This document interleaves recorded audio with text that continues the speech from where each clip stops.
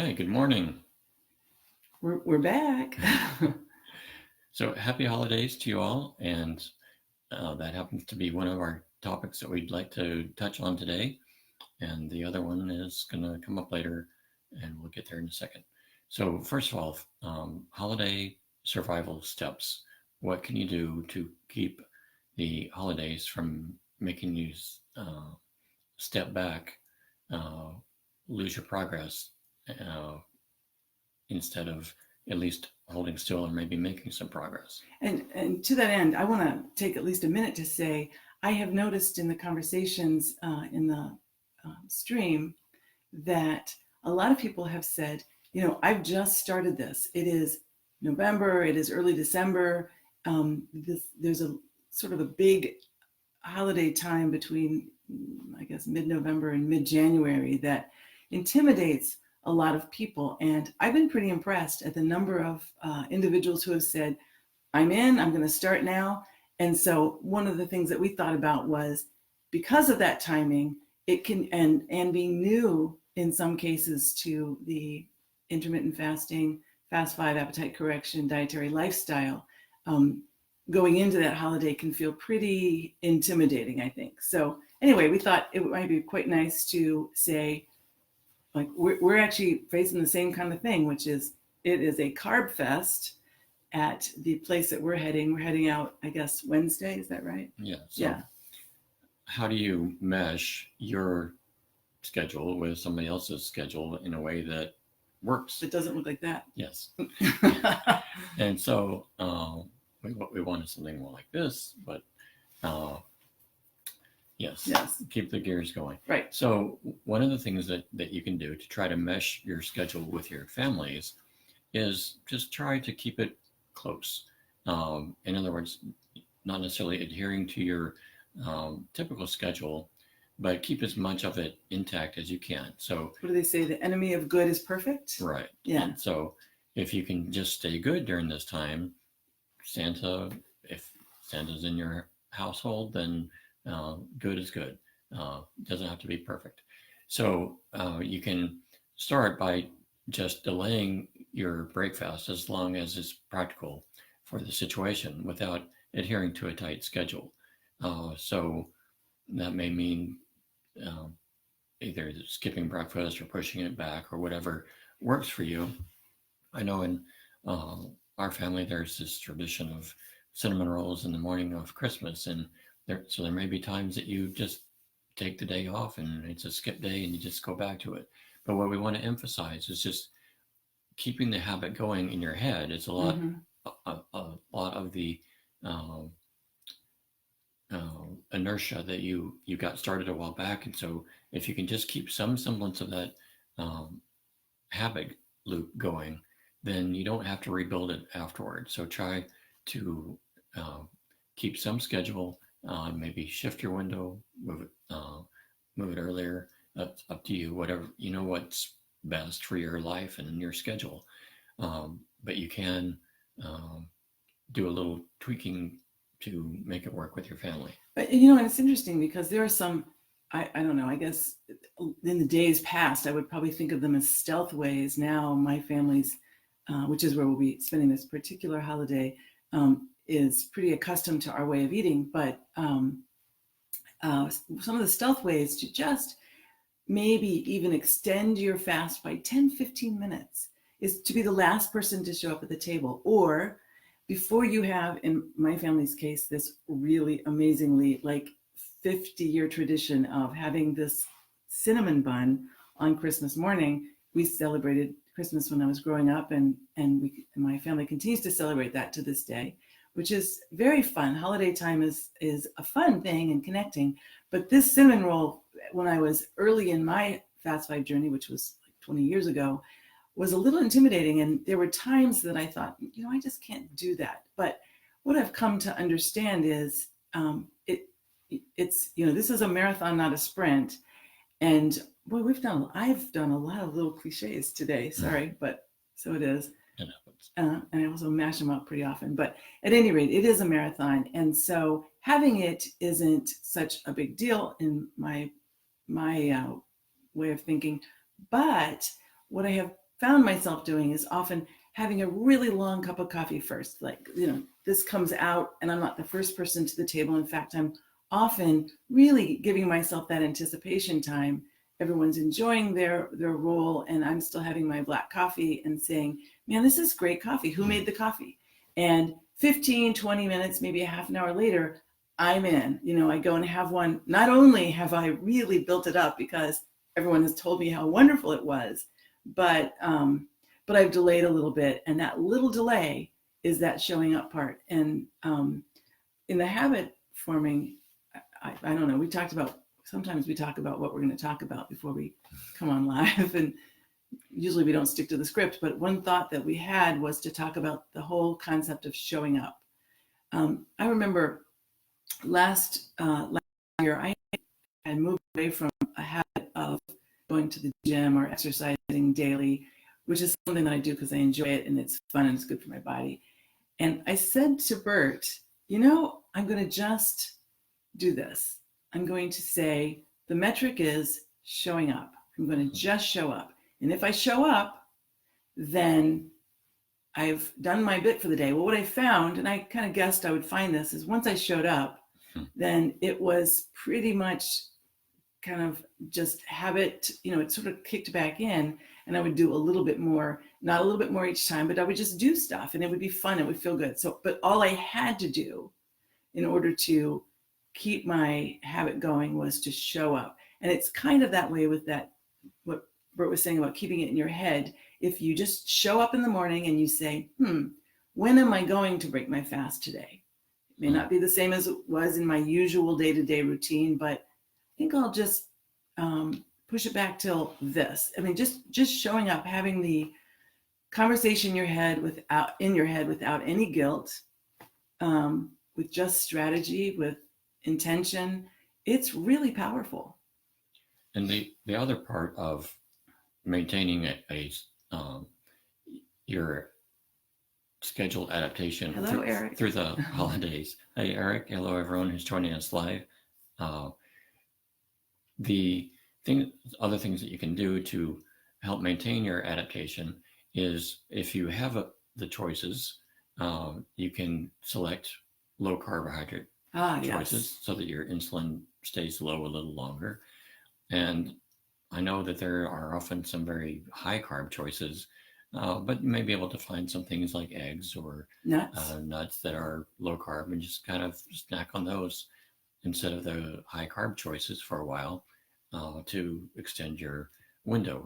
It's not fasting anymore, but at least it's not going to be the start of a big insulin bump and help you maintain your adaptation, going a bit low carb or keto, whichever you want to call it. And the other thing is that if you're drinking alcohol, you can do a lot to avoid carbs that way by looking for the options that are lower in carb. And so the more pure alcohol things and things like the hard seltzers that don't have any kind of sweetener or juice added are going to be lower calorie, lower carb choices compared to sweet drinks, which are obviously very popular for a good reason. They're very tasty. But this is kind of fun. We get to see these little bubbles go up. Hi, Lorraine. How are you doing? We've been a little intimidated about this whole live video business, but I'm kind of liking this little love thing that goes. Thanks, guys. And so choosing your drinks can help you cut down a lot of calories. And then just maintaining, as Judi was saying, just showing up keeping some schedule in your head, some attention to what's going on, get through the holidays to where you're back on your own schedule, on your own normal environment, and get right back to the schedule that's been working for you.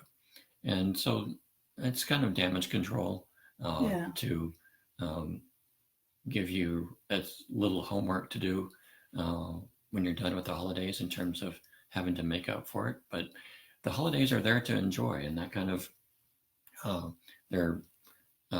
most of them come midwinter in the Northern Hemisphere because This is cool. Sorry, I'm being a little distracted. we're we're happy to Hi, Allison. be getting through the first half of the winter, and from December 22nd on, the days get longer again. So it's seasonal, it's built into our bodies, this kind of celebration. And I think we're going to head into this, which is it's also built into longevity, and we'll get to that. But I want to share a little story because when you reminded me of it, but there is huge value in the connection. And I know we talked about that last week and we won't belabor that, but I remember one year, years ago, probably maybe even 10, 15 years ago, it was much earlier in my AC Fast 5 journey, and also earlier in the days when we were learning how to and championing for this dietary lifestyle. So I went to France with my youngest and stayed with a dear friend. And there was, I guess it was during Bastille Day, I think, if I'm remembering right. At any rate, there was some celebration going on. And the morning of that celebration day, our host brought in all of these just wonderful traditional breakfast foods for the family. And I am literally, this is almost like a confessional. I am embarrassed to say I didn't break my fast. And here I am, now probably 15, 20 years later, remembering the degree to which that was so absurd. It was so unconscionably rude. And I didn't think of it as so. I mean, we had this whole conversation around fasting and around how valuable it was and around this. And really what was going on in the moment was I was not embracing the love that was being brought to me, the connection, the generosity, the friendship. And, and I've been back and I've said, hey, by the way, when I did that thing, I was a little touched at the time. So we're always learning. We are always learning. And so as much as it may feel like we really do have to balance what we do to connect with others and what we do to connect with ourselves. And it is an ongoing conversation. But I think having that conversation and recognizing, we said it last week, I mean, it's not a competition. It is just, we're always learning. It's a as you go dynamic in the moment kind of, in the moment and, and looking forward, sort of like I said, the balance back and forth of navigating our way through this. But I know in retrospect, there are a few things I would probably go back and do differently, but I know if I were to rewrite that script, it would have me eating a pastry and telling our hosts how wonderful it was and really embracing the love of that moment. And it was expressed through food. And that does go right into the second topic Yeah, we're talking about. Dan Buettner's Blue Zones Blue Zones is what he calls areas in the world where people live exceptionally long lives. It's too early for tequila for Eric, by the way. Pretty funny. I'm sorry, go ahead. So there are places in the world where people live very long lives compared to the rest of the world. And Okinawa is one of those places, Sardinia, and in California, the Adventist area of Loma Linda. And so he was looking at what do these places have in common? And they have quite different diets, but they all tend to be relatively conservative in terms of how much they eat. Feasting is not considered to be a big... Food is not equal love there? Something like that, yeah. That's... having a healthy appetite isn't a saying they have there. But at any rate, one of the things that these places have in common is the mutual support for each other. And in Okinawa, a group of children, will be paired up, not paired, but in four and fives, yeah, grouped up into lifelong mutual support groups. And it's a kind of cultural insurance that if somebody has trouble, then they don't have just one family supporting them, they have several. And that spreads the load out. And it allows people to grow up and grow old knowing that they've got this extended family, this non-genetic family, that is there for them. And not only are they there for them, I mean, the rest of the family is there for that individual. That individual is there for the family. They're needed, they're appreciated, they're a part of something bigger than themselves. And it reminds me of my